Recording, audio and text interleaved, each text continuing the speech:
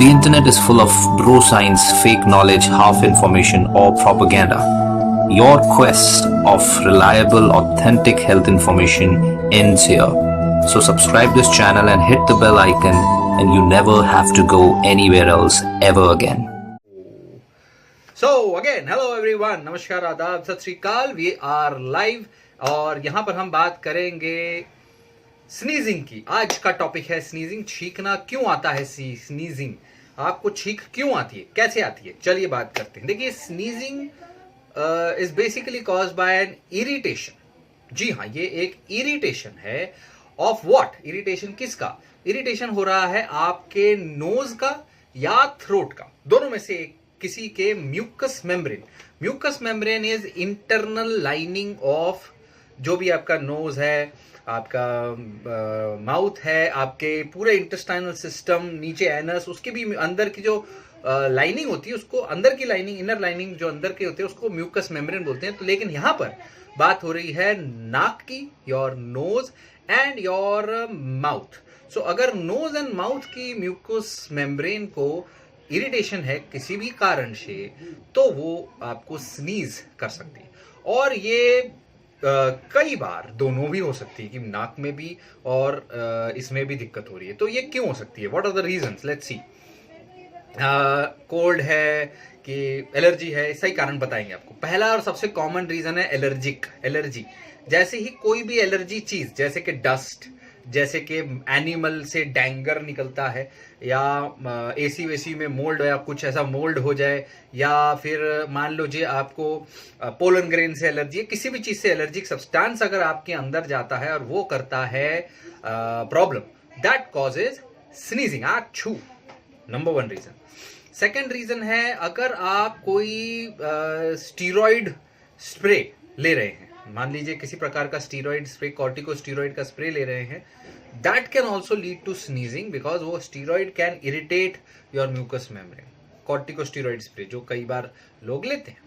फिर common cold is very very very common, जिसको flu कहते हैं. कोल्ड के वजह से कई बार आपका म्यूकस मेम्ब्रेन इरिटेट हो जाता है, वहां पर सिक्रीशंस बढ़ जाती है और इन्फ्लामेशन हो जाती. Inflammation in your mucus membrane. Mucus membrane मतलब अंदर की जो लाइनिंग है, जो मुंह के अंदर, गले के अंदर, बैक ऑफ द थ्रोट या नाक के अंदर, बैक पोस्टीरियर नेजोफैरिंग्स इसको बोलते हैं मेडिकल भाषा में.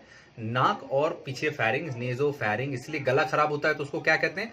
Pharyngitis, right? फेरेंजाइटिस कहते हैं. नाक में इंफेक्शन हो तो राइनाइटिस, राइट? सो राइनाइटिस एलर्जिक भी होता है, इन्फेक्टिव भी होता है. Rhinitis, allergic rhinitis, infective rhinitis, right? Rhinitis, doesn't matter क्या बोलना है, लेकिन एक्चुअली ये होता है. थर्ड बिग रीजन हमने आपको बताया, पहला एलर्जिक, दूसरा कोल्ड. थर्ड बिग रीजन जो है वो है स्टीरॉइड यूज या मेडिकेशन विड्रॉवल. जब आप प्रॉपर कोई मान लीजिए बहुत दिनों तक मेडिकेशन ले रहे, जैसे कि कोल्ड की मेडिसिन, या फिर आपने बहुत दिनों तक स्टीरॉइड्स ले लिए, जो क्या नाम है उसका, आप ओट्रिविन डाले जा रहे हो नाक में, विड्रॉवल बंद हुई, आपको छींकना शुरू. मेडिकेशन ड्रग विड्रॉवल एक अच्छा साइड इफेक्ट, एक इंपॉर्टेंट रीजन है. उसके अलावा ट्रिगर्स होते हैं. ट्रिगर्स कौन कौन से हो सकते हैं जो आपको समझना है. हर एक में ट्रिगर, किसी के ट्रिगर हो सकता है स्पाइसी फूड. मैंने तेज खाना खा लिया, स्पाइसी फूड ले लिया, आपको हो गया. कई बार स्ट्रॉन्ग इमोशंस, जी हाँ, इमोशनल हो गए, आप हो गए, मान लीजिए थोड़े से ब्लशिंग हो गई, आपको बहुत ज्यादा कुछ रोना आ गया तो आज छींकना आ गया. होता है, कई लोगों के साथ होता है. सो इमोशंस, कुछ दवाएं, कुछ खाने पीने की चीजें, स्पाइसी फूड, किसी को हो सकता है एयर पोल्यूशन से, किसी को हो सकता है डस्ट से, किसी को हो सकता है पाउडर से, टेल्कम पाउडर से. जी हाँ. सो पॉइंट इज कि क्यों हो रहा है, क्या करें, अल्टीमेटली क्या डिफरेंस है. क्या ये पता कर सकते हैं कि कोल्ड से है कि एलर्जी से है? बिल्कुल पता कर सकते हैं. अगर कोल्ड से है, जो टॉपिक है कि कोल्ड और एलर्जिक स्नीजिंग में क्या डिफरेंस होगा. अगर आपका स्नीजिंग है कोल्ड से, सो कोल्ड यानी सर्दी में आपका बॉडी के यानी नाक के और इनके सिक्रीशंस जो है बढ़ जाएंगे. आपको सिक्रीशंस बढ़ जाएंगे, इसलिए नाक बहने लगती है कोल्ड में. हाँ, करते रहते हैं, है कि नहीं? सिक्रीशंस बढ़ जाते हैं और कई बार वो गाढ़े हो जाते हैं, बढ़ जाते हैं. या फिर ऐसा भी होता है कि एक तरफ का नाक का हिस्सा छोटा है, डेविएटेड नेजल सेप्टम है, तो एक तरफ से सिक्रीशन आ रहे हैं, एक तरफ बड़ा रूमी एरिया बन गया है, तो वो बहुत जल्दी हवा की वजह से ड्राई हो जाता है. तो एक तरफ ड्राई पपड़ियां बन सकती हैं, अंदर और पानी भी निकल सकता है। अगर ये सब नहीं है, सिर्फ स्नीजिंग हुआ है, डस्ट है, तो ये एलर्जिक है। तो एलर्जी और कोल्ड, फ्लू, ये पहचानना ज़्यादा मुश्किल नहीं है। एलर्जिक के केस में आपको सिर्फ फ्लू हो सकता है, सांस में दिक्कत हो रही है, छींकना आ सकता है, सांस में चलेगी तो सांस में दिक्कत हो सकता है। कभी कभी एलर्जी डेंजरस भी हो सकती है, जिसमें एलर्जिक रिएक्शन, एनाफिलैक्टिक रिएक्शन तक पहुंच जाए और आपको बहुत ज़्यादा दिक्कत हो जाए, दैट काइंड बी डेंजरस। लेकिन कोल्ड फ्लू डेंजरस नॉर्मली नहीं होता अनलेस एंड अनटिल वो स्वाइन फ्लू है। स्वाइन फ्लू यानी वो खतरनाक होता है, इसलिए आपको वैक्सीनेशन, फ्लू शॉट्स लेते रहने चाहिए। अगर आप हर साल फ्लू शॉट्स लेते हैं तो आप अपने इस प्रकार के डेंजरस वायरसेस से इन्फेक्शन के चांसेस कम कर देते हैं। वेलकम वेलकम विशाल जी, राइट। और फिर हमारा सवाल आता है कि कैसे बचे, क्या करें। अल्टीमेटली इसीलिए हम सब आते हैं कि भाई क्या किया जाए सर। अगर आपको, सबसे बड़ी चीज दोनों का अलग ले लेंगे, अगर आपको एलर्जी है किसी चीज से, ऑब्वियसली उस चीज से बचिए। अगर धूल मिट्टी से एलर्जी, आप धूल मिट्टी में बार बार जा रहे हैं, आपको डस्ट से एलर्जी है, आप रोड पे डस्ट में, ट्रैफिक के बीच में घूम रहे हैं जहां पे बहुत ज्यादा लोग उल्टी सीधी डस्ट बार बार फैला, सो आपको छींक आ सकती है। So first thing and first बहुत इंपॉर्टेंट चीज है, बेस्ट वे इज कि आप एलर्जी आइडेंटिफाई करो और एलर्जिक रिएक्शन वाली चीज को दूर हटो। सॉरी। एलर्जी आइडेंटिफाई करने के लिए क्या कोई टेस्ट आता है? जी हाँ, आते हैं। आज के डेट में एलर्जी प्रोफाइल होता है, कई सारे लैब्स कर रहे हैं जो छोटे छोटे एलर्जिक चीजें, जो मोस्ट कॉमन एलर्जिक चीजें हैं, डस्ट है, पोलन ग्रेन्स है, मोल्ड्स है, एनिमल डैंगर है, और जो खाने पीने की छोटी मोटी चीज, एग है, पीनट्स हैं, इन सबको छोटे छोटे लेवल पे आपके स्किन में इंजेक्ट करते हैं और देखते हैं किस चीज से आपको एलर्जी रिएक्शन हो रहा है और कितना बड़ा हो रहा है। सो ये आप करा के देख सकते हो कि आपको किस किस से एलर्जी है, ये भी अवेलेबल होता है। That is one you can do. Then अगर ये एलर्जिक नहीं है और कुछ है, या अगर आप ये सोचे कि एलर्जी को एक्सपोजर कैसे कम करें, भाई हम तो जा ही रहे, तो आप क्या करें, जो भी आपके घर में मान लीजिए कोई फर्नेस है, कोई उसमें आप फिल्टर लगाएं ताकि वहां से चीजें ना आए। अगर एसी है तो एसी का रेगुलर सर्विसिंग कराएं, कई बार एसी से प्रॉब्लम होता है। अगर कोई जानवर आसपास है तो जानवर को हटा लें, दूर हटा के देखें क्या जानवर एनिमल डैंगर से ही हो रहा है, तो वो जानवर को हटा के देखें, कुछ दिन दूर रह के देखें। या सोचो जब आप छुट्टी पे जाते हो तो क्या कम हो जाता है, जब जानवर के पास होते हो तब जब बढ़ जाता है। So you have to think this way. And then आपको क्या करना होगा, जो भी आपके एक्चुअल इसको एक्सपोजर को बाहर के पोलन ग्रेन्स अंदर ना आए, उसके लिए भी फिल्टर्स आते हैं। आप चाहो तो एयर फिल्टर्स लगा सकते हो, एयर फिल्टर यूज कर सकते हो। और डस्ट माइट्स जो होती हैं, डस्ट के लिए जो माइट्स हैं, उसके लिए आपको कोशिश करनी होगी कि जो लेनिन्स है, जो कपड़े हैं, उसको आप थोड़ा हॉट वाटर में धोएं, गर्म कपड़े में धोएं। कोई बार उसमें लगी रह जाती है और आप जैसे ही कपड़ा पहनते हैं आपको पता नहीं चलेगा उसमें डस्ट माइट है या नहीं, right. So that is one thing.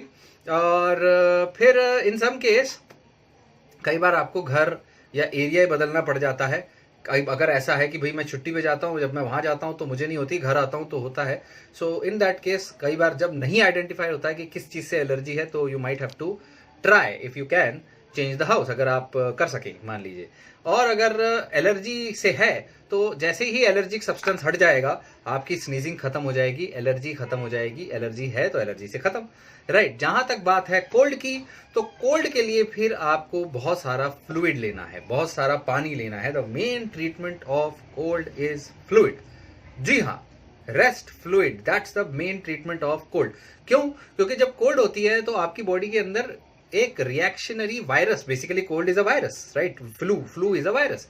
200 से ज्यादा प्रकार के वायरस है। हर प्रकार के वायरस के लिए फ्लू शॉट नहीं अवेलेबल है, हर प्रकार के वायरस के लिए वैक्सीन अवेलेबल नहीं है, क्योंकि 200 से ज्यादा वायरस है। हर साल वो म्यूटेट होते हैं, हर साल उनमें एंटीजेनिक ड्रिफ्ट होता है, तो हर साल उनके अंदर अलग अलग 200 से ज्यादा वायरसेस पकड़ना बहुत मुश्किल है।